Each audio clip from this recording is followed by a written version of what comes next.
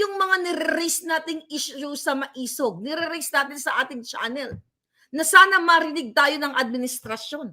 Pero hindi nga tayo pinakikinggan. Sa halip, yung ating peaceful assembly, haharangan ng mga truck, bibilhin ang mga airline ticket.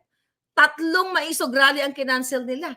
And that's your constitutional rights. Kalayaang magpahayag sa inyong mga grievances, sa inyong mga hinaing, pero gustong gurgurin ang inyong mga dila. Pang-aabuso sa power, yung pagtatanggal ng porting kapulisan sa Davao, pagtanggal kay Rama, kay Governor Hobahib, sino pa? At marami pang iba. Nakita nyo? Abuse of power. Lahat ng ingredients na pwedeng ma-impeach o karayin nyo si Marcos Jr. papuntang Kumunoy, kompleto niya. Imagine nyo, ito na nga lang yung boses natin ang kalayaan. Kung matino itong bangag na to, di ba dapat pakikinggan tayo? Sinasabotahe tayo. Remember that? Yung doon sa bago ang Davao del Norte. Anong ginawa nila doon? Di ba? May repair doon sa airport, may delay. Okay? O kaya magba-brown out. O kaya puputulan nila ng kuryente. Nakita mong hayupan ng mga ito? Mga kababayan, sinasabotahe tayo. Inatak-atak ang mga dump truck dyan sa Tacloban. Peaceful rally naman ang gagawin. Freedom Park yun. Lumabag sila sa batas at kailangan ninyong umaklas ng peaceful. Parinig ang boses ninyo. Yung mga extravaganza o extravagant, bonggang-bonggang mga party nilang inuman ng alak, pulburon, session. Hindi lang si Lisa, hindi lang si Kuting, ang mga kabinet, pati mga anak nila na nagbibit-bit ng mga babae, ng mga pukpukita o lalaki sa Malacanang para magtsuktsak-chenes at magpakabangag sila sa pulburon. Samantalang kayo, hindi kayo makabili ng pagkain. Yung mga trips niya ngayon, yung walang katapusang pagbabiyahe niya, na puro pledges na yan. Nakalimutan niya na ang tunay na problema nasa Pilipinas ni Marcos. Bangag, actually hindi niya nakalimutan. Bangag siya. You have to speak up, mga kababayan. Yung intimidation ulit, yung harassment na ginagawa sa atin, sa akin, sa inyo, ng administrasyong ito, sa mga government workers, sa ating mga kapulisan. Again, yan yung mga tinanggal. Yung mga pulis na pinagbawalan na maggamit ng kanilang cellphone. Yung mga pinipilit ni Marcos Jr. na pumunta sa kanilang rally-rally na pag hindi pumunta ay tanggalin sa trabaho or something. Mabubuhay pa ba kayo ng ganyan sa ninyo, mga palangga?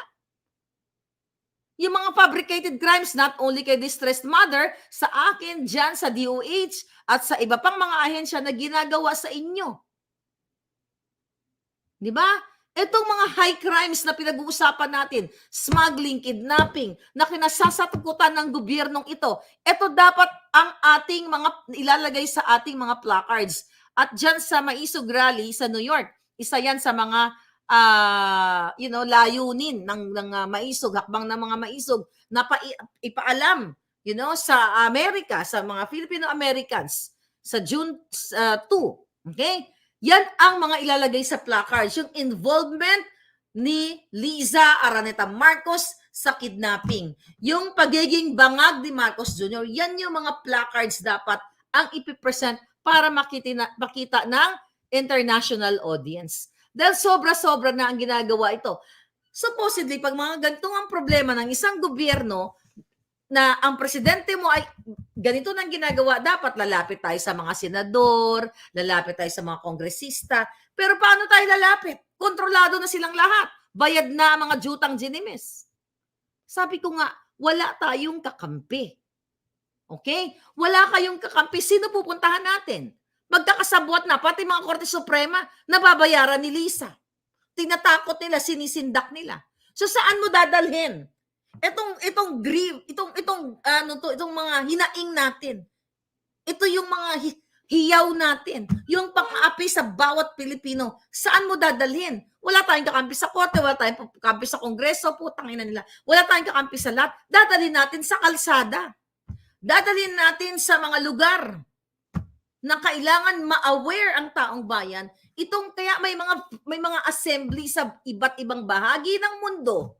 Kapag ang gobyerno ay bangag at hindi nakikinig, dadalhin mo sa daan, dadalhin mo sa social media. Well, dapat kakampi natin ang mainstream media pero wala na tayong aasahan dyan para i-air natin. Kasi ginugurgur yung ating boses, mga kababayan. Sinusuppress yung ating rights instead na i-address nila ang problema, yung concern ng taong bayan. Pero bakit kailangan nating magsama-sama? I am thinking, okay? Kasi sa June 8 meron sa Japan ang maisog. Siguro I will communicate sa mga maisog group at kung kanino pa man.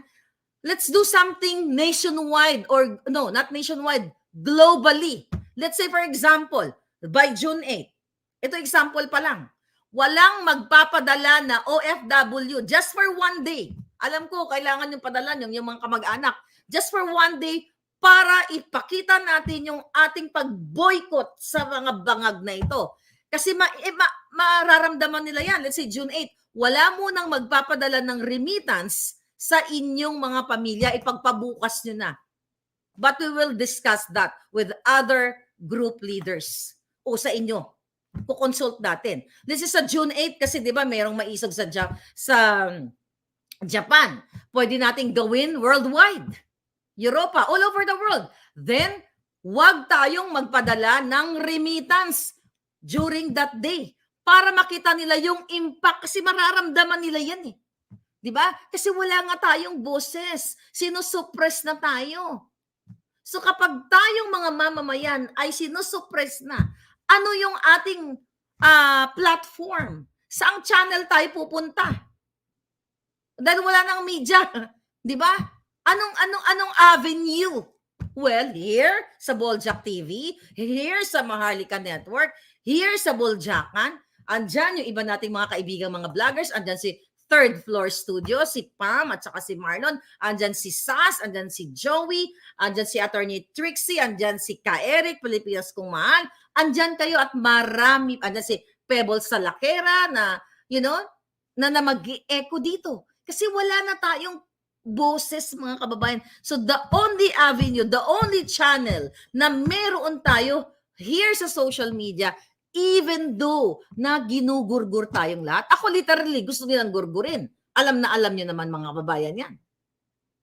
Supposedly, sa isang democratic country, dapat nga ang kakampi natin yung mga House of Representatives. Kaso lang, House of Kawatan ang nandiyan.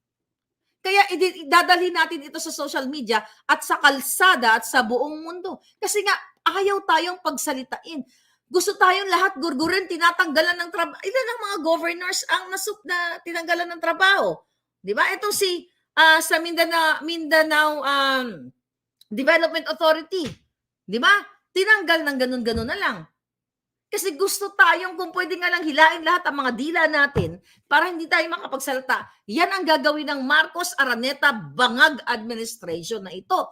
Suppression of freedom of speech or free speech, mga kababayan. Paulit-ulit natin to, everyday natin pag-uusapan kasi everyday natin nararamdaman. Kasi tayo ay sobra ng hinaharas, tinatamnan ng kung ano-anong mga kaso, kahit tayo ay nag-express lang ng ating hinaing na ang trabaho ng gobyerno, that's why they're there to listen to the people's voice. Ano ba dinidemand natin sa kanila? Di ba? Accountability, transparency, sabi nga ni Attorney Valera, sabi ni Attorney Glenchong, sabi ng mga abogado na kaibigan, Attorney Vic Rodriguez. Kaya tayo merong pagpoprotesta peacefully. Kasi hinihingi natin sa kanila, sinisingil natin sila yung accountability and transparency nila sa taong bayan. Pero anong ginagawa ng mga hinayupak na to? Imbis na magpaliwanag at itama nila yung kanilang mga kababuyan, lalo pa tayong gustong gurgurin lahat. Nakita mo, di ba? Itong mafia na mga kasabwat ni Lisa. Magtatawag na ng Romanian para ako gurgurin. Bakit ako gugurgurin? Bakit gugurgurin si distressed mother? Bakit ang solusyon nila kumitil ng buhay? Imbis na solusyonan ang problema, pababain ang presyo ng bigas o ng mga bilihin. Itigil yung mga illegal importation na sila rin ang gumawa. Magsasalita lang tayo dito, but again, hindi nila gagawin. So the solution na naiisip nila, pang mafia, gurgurin si Maharlika, si Distressed Mother, gurgurin ang lahat ng nagsasalita. Kasi masyadong effective ang ating boses. Imbis na tipunin ang mga komunidad, sulbin ang mga problema nila, pakinggan ang mga hinaing. Anong gagawin ng bangag na ito? Pumunta, bibigyan kayo ng t-shirt. Pasuotin, kaway-kaway ng bonggam-bongga. Tapos sa shot-shotan ni video-videohan ni Gerard Barria at ni Franz Imperial, ay ang mga VO na yan, na photographer ni Kuting na sumweldo ng salary grade 30, more or less 300,000, 200 plus thousand, plus kickback. Diyan na pupunta ang pera ng taong bayan. So, kailangan natin ng not unity bullshit, di ba? Solidarity. Totoong solidarity. Kung naipanalo natin ang unity team, ipapanalo din natin ang solidarity ng taong bayan para buwagin ang mga bangag. Kasi wala silang pakialam sa inyo.